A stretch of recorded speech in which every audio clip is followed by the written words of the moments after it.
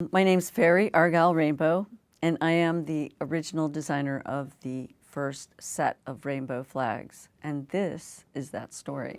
When I was in junior high and high school, I was interested in clothing, and I knew how to sew, and so I wanted colorful, I wanted to paint stuff and learn how to dye. So I got some bottles of dye and I read the instructions, but it didn't come out how I wanted, so I read up some more stuff. And then it was like, oh, maybe if I try that, it'll get brighter, or maybe it'll work better if I heat it up. And it was just like trial and error. Edgar Cayce was one of the people I was interested in, and he had this whole thing about healing with colors.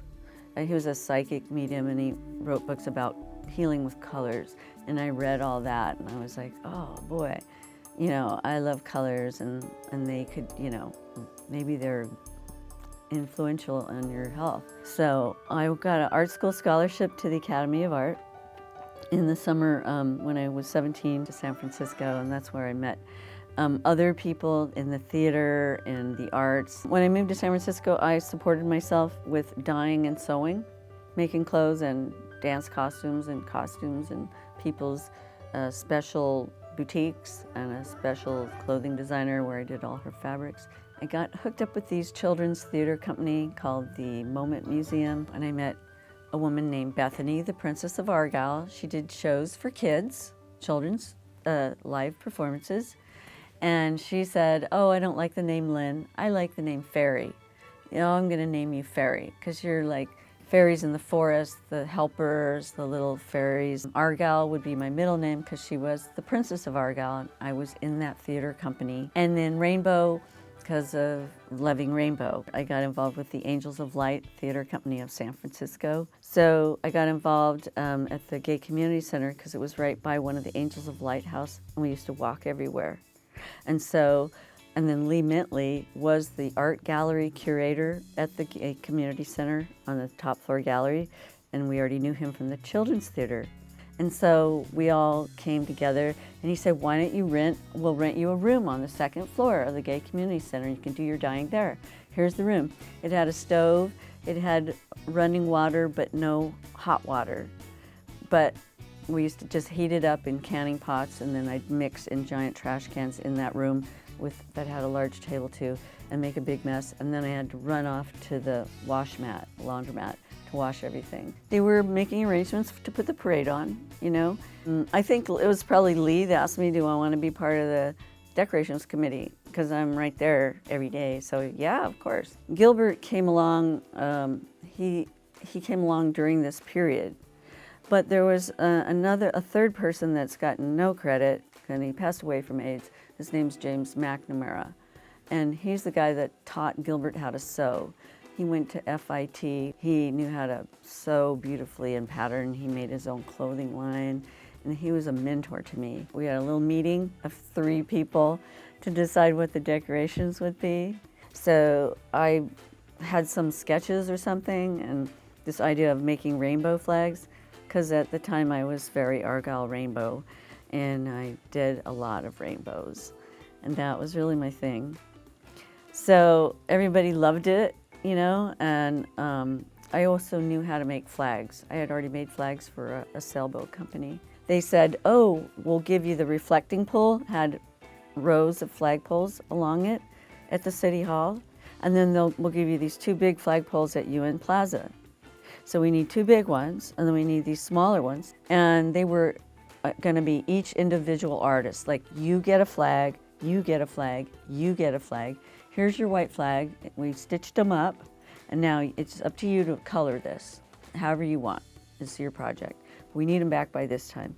And then the 2 big flagpoles were like, James and I were like, okay, you know, let's figure out what to do. The year before, there was a Pride Parade in San Francisco, and some special, you know, private people had made little flags of their own, but they weren't rainbow flags. They were like a purple triangle and some other.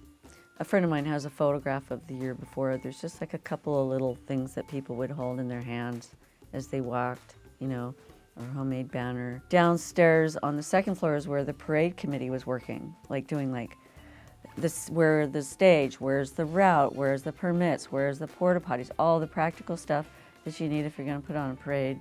They were busy with that. You know, the place was jamming. I think we had about 6 weeks to get it together once we decided on this and got all the materials, all the fabrics, 1,000 yards of white cotton muslin, and the dyes, salt, soda ash, the trash cans, all the things. And then we brought our sewing machines. We had 3 sewing machines, 3 ironing boards, 3 irons, and all the little stuff. The main 3 people were James, Gilbert, and I. But I found that once I started the dyeing, I was so busy dyeing, I didn't have time for sewing. So someone just used my sewing machine. So it's not like cut and dried, oh, meeting at 2. I didn't even have a telephone, you know. You can find me here. My studio was on the 2nd floor, and we started in there. We were making such a mess, and there's no drains in the floor there. So Lee said, why don't we do it on the roof? Because there's on the top of the roof of the Gay Community Center, there's this water main for the firemen. It just pours out cold water, and there's these giant drains in the roof. So we brought our trash cans up there, and then that was off the 3rd floor. You had to go up this staircase that was really like a giant ladder. So we heated water up in giant canning pots on the 2nd floor, carried them up to the 3rd floor, then carried them up to the roof, dumped it in the trash cans along with cold water, mixed it, and then the dye, salt, and soda ash, and mixed and mixed and mixed, and then the fabric. And so that's where helpers, not only were they downstairs ironing fabric after it had been dyed and washed, everything had to be ironed, and helping the seamstresses, tailors, and then mostly it was Glenn. She was working with me at the dye trash cans. I was the first person that was running the stuff to the laundromat with quarters and big giant garbage bags to wash it. Then they're like, oh, you're wasting time, we need you upstairs, so here, we'll get these people to do that. It was all figuring out how many yards of this, because the 2 large ones were 40 feet by 60 feet on 80-foot flagpoles. Just very big. They were large, and when they were finished, it took about 3 people to carry 1 flag. The 2 flags had 8 colors, yeah. It was pink, red, orange, yellow, green, aqua blue, royal blue, and violet. And then mine had stars in the corner to emulate the American flag. And I reversed the colors on the 2 flags. This is on purpose, so if you look carefully at any photos from that day. Pink is at the bottom on 1 flag, and violet at the top, and the other flag has it reversed. We had to rig the flags, get the person with the key to the flagpoles, the crank to the flagpoles, and her truck, and 6 of us or 8 of us, get them over there, and then clip them and take the wire rigging that goes through into the flag, and it's clipped on both ends, and then put it up, and then crank, and get it to go up to the top, and do the other one, the same thing, rig it, and then crank, and see if they came out okay. That was, I think, the day before. So then we took it all down, went back to the Gay Community Center. Obviously, we were up early, and we got the flags back in the truck and all went over there, and because we'd have to get those up before the parade started, obviously, and it's a big job.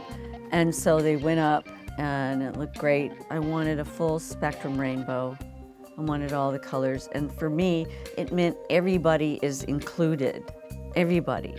It's not like, oh, the color of skin. No, everybody likes rainbows. We're at the Gay Community Center, and everybody is there. I mean, you don't have to be gay to be there, but if you are, it's great. And come on over. And then we had to get arranged.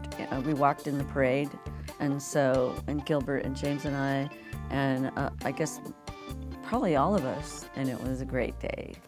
Then within a year from 1978, Gay Freedom Day, to the next year, the flags were stolen, the 2 giant flags. And that was just like, it was just such a shock that I couldn't believe it. That was just a heartbreaker. The Gay Community Center got torn down and made into a parking lot. AIDS epidemic was happening. People are strung out on heavy drugs and a lot of other bad stuff. And it was just like dark, really dark. It was a very sad time. We all left because there was no place to be. And I think it took years before there was another gay community center in San Francisco. And I continued to dye fabrics for a living. But Gilbert, he wanted to, keep putting the flags up and promoting. And so the next year, he got together polyester flags. They made polyester flags. He's the person that promoted it and popularized it and promoted it and pounded the pavement and brought out the flags for all sorts of events. And there was no Stars and Stripes one, because he didn't know how to do that. So I'm really glad it came to be a big, huge symbol. And Gilbert's directly responsible for doing that. But I always felt like he should give James and I due credit. Whenever I see a rainbow flag, it makes me feel good. I was directly involved with creating that. Even though the original flags were stolen and then they were modified, it still means the same thing. We're all included, everybody, no matter who you are, what you are, doesn't really matter. And I think a rainbow, it's a symbol of joy, beauty, color, light. And that's what it means to me. And when I see rainbow flags hanging in the window or flying, I'm like, ah, yeah, there's my flag.